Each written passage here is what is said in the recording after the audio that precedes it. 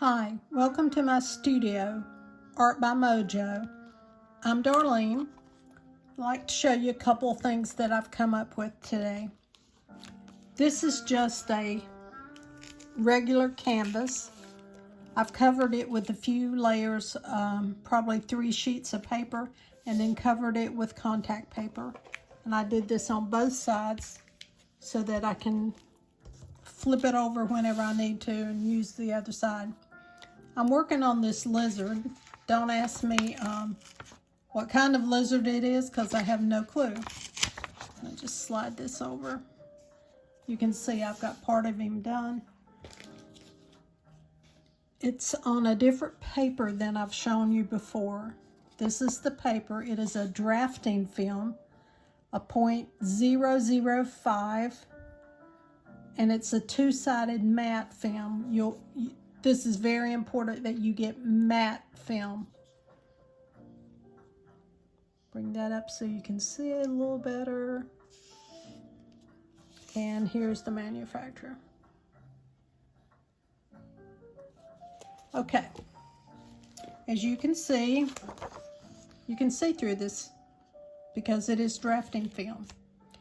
So what I've done, I've taken a very light brown and I've sketched my lizard onto the drafting film with a very, very light touch. I can't stress that enough because I'm going to be using nothing but colored pencils on this, and colored pencils are waxy.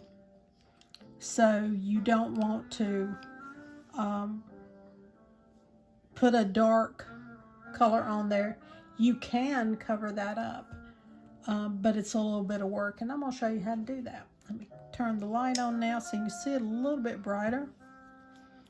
Okay. So I've taken my black, and I've outlined a couple right here, and I'll do another one. And this is a very light touch. You don't have to bear down real hard.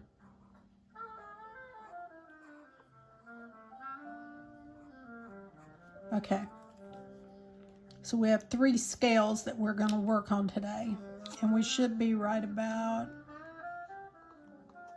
here. So as you can see, it's a green teal. This isn't the best photograph, and I wouldn't recommend working off a photograph like this, but I'm trying to make it work because I really love his expression. Okay, we're going to go in with a little green. And I'm just doing little circles very lightly. And then we're going to use a blue-green. I think this one might be called Peacock. These are Prismacolors again.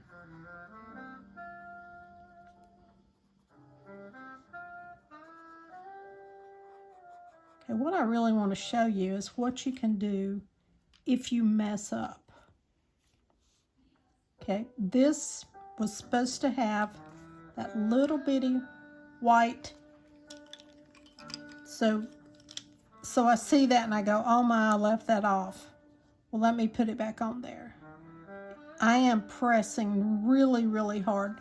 That's why I have a couple of layers under it, of paper under it, and then there's like 4 layers of paper on my canvas that I attached with contact paper.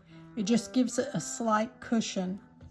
Okay, so this one, you can see I was able to get the white in there, but do you see what it does? It comes off on my pencil. So I have painter's tape. I mean, maybe this a little bit so you see. I have painter's tape up here, and I just rub it around a little bit on all sides to get that green off, and then we're good to go. So I'm going to go ahead and put that white in here. There's a little bit of white on the next one also. Some yellow. Again, I'm just working in little circles.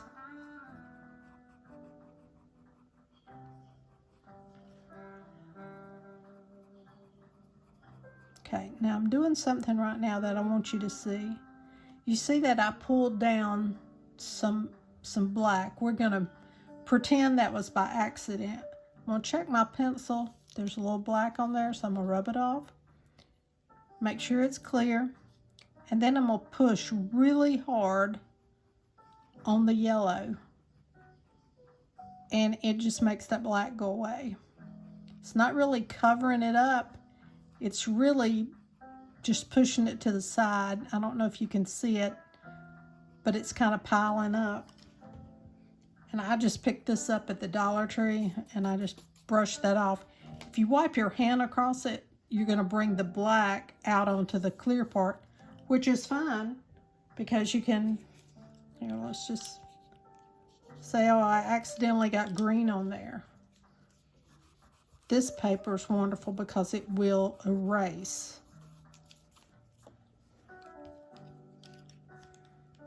Not many papers that you use for pastels and pencils will erase totally clean, but this is one that will. So I just wanted you to see it. I thought it was pretty cool when I found it today. Put a little white on this one. Doesn't have a lot.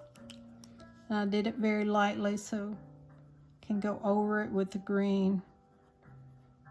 Gives a little depth. And again, it's this peacock or blue-green. I don't do everything photorealistic. Probably couldn't. I'm 64 years old. Probably couldn't do it realistic if I wanted to, but I'm not really crazy about that. I want it to look, you know, like an artist did it. Oops, I almost brushed it with my hand.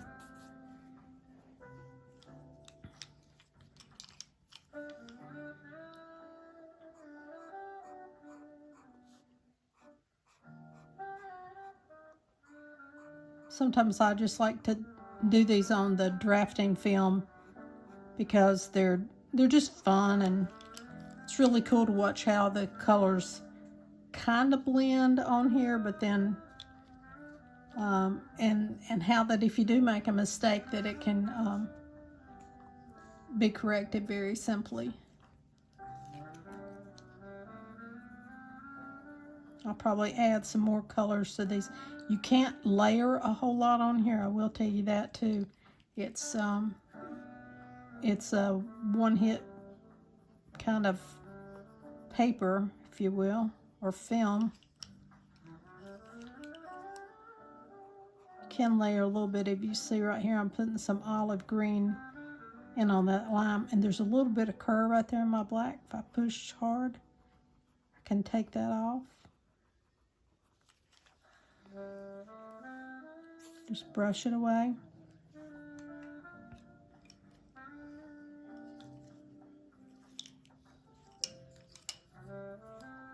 I keep a handful of pencils at all times in my eraser.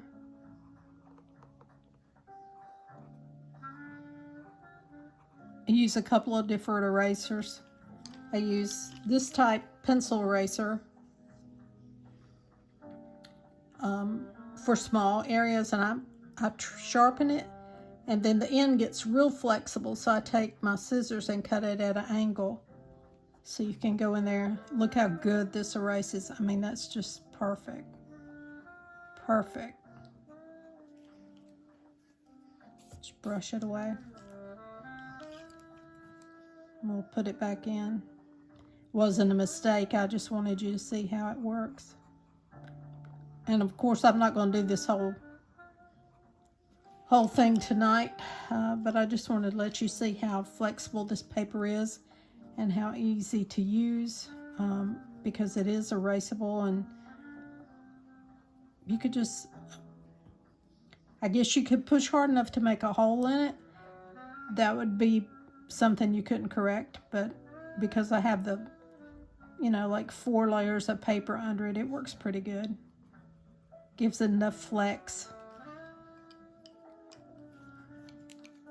The other thing about this paper is you can go, if you notice around his eye, I use navy blue with black for my eyes, and this one just didn't get, because it's on this paper again, It didn't get quite dark enough to suit me. So when I finish everything else, I'll turn this paper over and I'll do his eye from the back side, just mirroring what I've already put down to make that a little bit deeper. And you can also take a decorative paper and slide behind it to give it some background if you want. I'll show you with my intro sign, so you could slide it behind. It's real soft, but it could be leaves, or you could take another piece of art paper and just draw leaves or twigs or whatever, that rocks that would be behind him. And I usually sketch out my lizard on that paper, and I'll show you this in another video, but I usually sketch out my lizard on that blank paper and then fill in the part that's not the lizard, because if you watch right here at his nose, if you put something behind it, it's going to show no matter what it is. See? And also just simply putting black behind him will dull him. He gets so dull. I don't like that. So probably I would want a white paper behind him and then black on the sides, and you can do that too. You can color the whole side around the lizard, but I like to do it on a second sheet of the drafting film, or either on a white piece of smooth sketching paper, because it just makes it easier to adjust it and make him stay bright and beautiful. I would never touch a lizard, but I think he's beautiful. Well, thank you for watching today, and I hope you will go down and click the subscribe button. It helps me out with YouTube to be more flexible, so I appreciate you watching today, and I hope you have a lovely day. Thank you.